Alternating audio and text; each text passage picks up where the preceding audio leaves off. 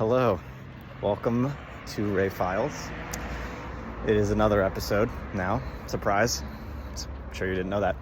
I've got some good content in front of me today. So first, I have to talk more about Emily Dickinson, because I know my audience is very attuned with the knowledge of Emily Dickinson. So today, before rehearsal, as you know, I'm coming from choir rehearsal. Today, before rehearsal, we met with the composer of the piece, Alice Parker. And she is like 94, 96, and absolutely incredible. She's been composing still. She graduated high school before the end of World War II. As she said, before the bomb dropped. And then she went to work for Robert Shaw for 20 years. And if you don't know who Robert Shaw is, where have you been hiding? No, I'm just kidding. You probably do know who Robert Shaw is, because he and Alice Parker, under him, he arranged like most of the insanely popular American spirituals, which were they're traditionally sung by enslaved people working on in the South, and so he really gave he's shown a really great light on that music, which is it's amazing. And so Alice Parker worked with him for like 20 years, and then she did her own stuff. And so we heard her speak, and it was just amazing. And she talked about the music in Emily Dickinson, and she talked about how the text was all about mortality, which to be honest, I hadn't really looked at the lyrics that closely, which is messed up because I'm singing it, and to perform something, you should really know exactly what it is that you're performing. And so as I was looking at it, once she was talking about it, it all started to make so much sense. And she mentioned how the fifth and the sixth movement of the piece reminded her of her grieving and her suffering when her husband died and left her caring for 5 children in the 80s. And so it was really eye-opening listening to her, and just a wonderful experience. And, gotta give Emily Dickinson her due. She deserved it. She's got some I think that's kind of what I said, is that she shook up the meta of poetry, so I'll give that to her. What is the other bit that I want to go on to? Oh, yes. So the next bit of our little quest here is I have a bone to pick. I am now a crusader for equality in fiction. All right. So this all comes from when I started saying that I might want to write a book. My significant other is going to school to be a social worker. So she's very attuned to how, different ways in which people have been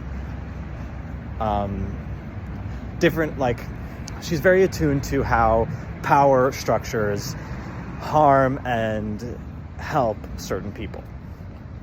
And also just not quite anyway, so she's attuned to a lot of things, but that's one of the things that she's attuned to. And she, shares with me little things that she's learned, including not just from school, but just from, that being her personality, and she's interested in those sorts of things. So she shared with me when I've recently, after I finished college, I got back into reading fiction and other fantasy and other, and other fiction in general. And And she told me that usually fiction is a little bit of a sexist field, especially fantasy, because it is so male dominated, as like the authors and general target audience. And so a lot of the main characters are male, and which, like, yada yada yada, whatever, that could just be changed by, you know, having a female main character, which there are a decent amount of these days, after the success of the Hunger Games. People were like, oh, we could do this. There were others before that, but that was a really big one for especially my generation. So anyway, another thing she told me about was that whenever a female character is introduced, oftentimes their bodies are described, whereas that's not generally the case of male characters. Which I heard that and I was like, what? That's crazy. I immediately gaslit her. No, so I was just surprised by that. And ever since she's told me that, every single book I've read since then has done it. And it's baffling to me. And I'm just like, actually, except one, except the two that were written by women. Both of those did not do it as, I don't think at all. Except unless there was a sexy scene.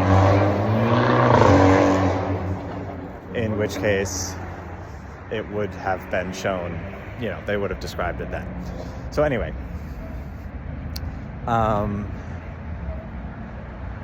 so I've just been intrigued by this, and some authors are better than others, and they'll just say, like, you know, they'll vaguely reference how shapely a woman is, which still is not necessary, but they will. And you know, I've just been noticing it here and there, and I've been like, that's not really cool, yada yada yada. Okay, so two of my friends have read this book. I'm not going to tell you what it is, because I don't remember what it's called. But so it starts, and it's an interesting story. You know, all the characters are like street rats, so they're super young, and it time skips a lot, so they get older. But all the characters are super young. They don't sexualize like the 5-year-old girl who's in it. So it's like, okay, great. You don't do that. That's nice. I mean, they call her a pretty girl, but like, she's not sexualized. She's just a cute kid. Okay, no problem. They time skip a bunch, and following like that one girl and immense poverty, which also the fact that she's the only girl in like among the street rats is a little silly, and every other character is male, but whatever. So all of that's whatever. They time skip a lot. Following that point, every single female character I have met in this story, and I'm 3/4 of the way through, is either a lady with like no personality or a sex worker. Like one of the main female characters is the head of a brothel, and like runs the city's. She's a cool character. Don't get me wrong. She's a very cool character. She like runs a network of spies, and she's like got pretty good agency. She's interesting. She has her own plots and all this stuff. So she's not a terrible character. However, she literally, her job is running a brothel, and she used to be a sex worker. And like every single female character that's introduced into this book is either one of these. So it's just kind of like, really? So that alone is like, all right, guy who's writing this, that's a little bit of a low blow, but I guess I could get over it, because it seems like there's not really much prospects for anyone in this city and timeline, so maybe I could get over it. Okay, so beyond that, every single female character who is introduced has like a paragraph, 2 paragraphs sexualizing her. like talking about how beautiful she is, talking about her breasts, talking about her like beautiful hips or whatever. Like, I don't even know what they talk about for 2 paragraphs, but they do, and it's like way too long just talking about these women, and I'm like, dude, you haven't done this for one guy. Like, what the hell, what even is that? And then okay, so I'm reading the book, that keeps on happening. There is like no diversity in female characters, and I've just been like, okay, come on, really? This book is like, come on, like, give me a good female character, please. And finally, okay, not finally, we're not at the finally yet. So I just recently, like last week, I listened to an audiobook, and I just, like, as I was starting listening to the chapter, like within the first 2 minutes, it has a sentence that's like, she was really beautiful, maybe 17, which is like, really? Now you're sexualizing minors? That's cool. So that wasn't cool.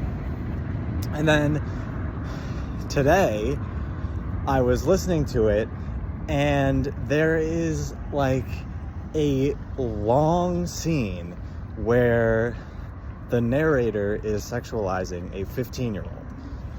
And I was walking, and I was like, I don't want to listen to this. This is really grossing me out and messed up.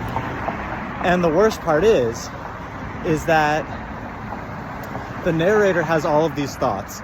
She is coming on to him because they got married or betrothed or whatever. They weren't supposed to consummate until, like, it was all right because they set up the marriage and it was like fine, and then it was like, okay, you're not supposed to consummate it until she's older. It's like, fine. So then they get pressured into being like, all right, you should consummate it, and it's like, ooh, and everyone's a little creeped out by it. So it's all good so far. And then the chapter happens where they're supposed to be doing that, and the character, the adult, the 20-year-old man, is like, hey, I don't want to do this with you. Meanwhile, his internal monologue is all like, oh my god, she's so beautiful, and like completely sexualizing her. But outwardly, at least, he's like, hey, I don't want to do this with you. And she's like, what? That's terrible. Why? And he's like, because I love someone else, because he was betrothed to someone else earlier that day, and then they ended it for whatever reason, for the good of the realm, yada, yada, yada. He has to marry this 15-year-old. And so he's like,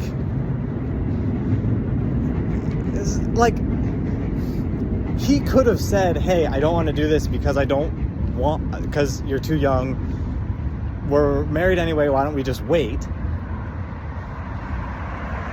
But he doesn't do that.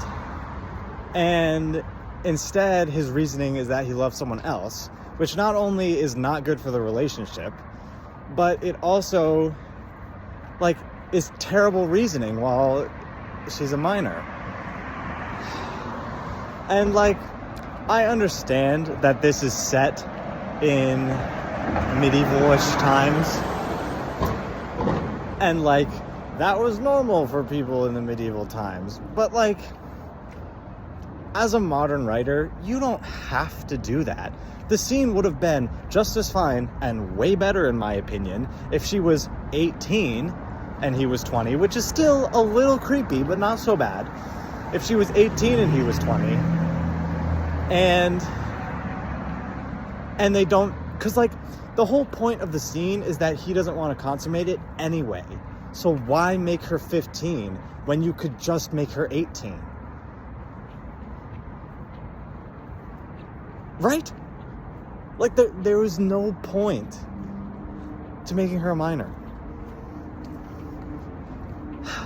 And it was just such a creepy scene with a character that I really liked, and, like, everyone really likes that character. In the book, like, the characters in the book like him, and I liked him. He was a nice guy. I liked him.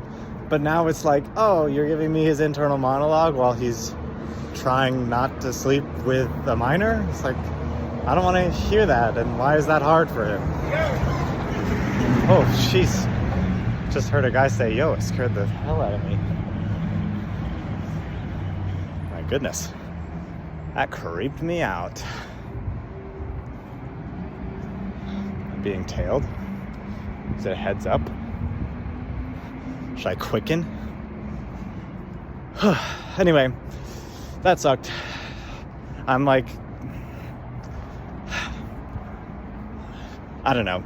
I'm hoping that the book doesn't end with a good cliffhanger because I don't want to read the rest of the series. Because it's just like, there's too much. And there's better books out there. Like, the plot is exciting at times, but like every few chapters when it's cut up with like misogyny or pedophilia, I'm just like not about it, you know? So, editorial of the day is, if you write any media, don't be gross or a misogynist. That is all. Welcome to my TED Talk, and that's actually the end. So goodbye from my TED Talk, and I bid you all adieu.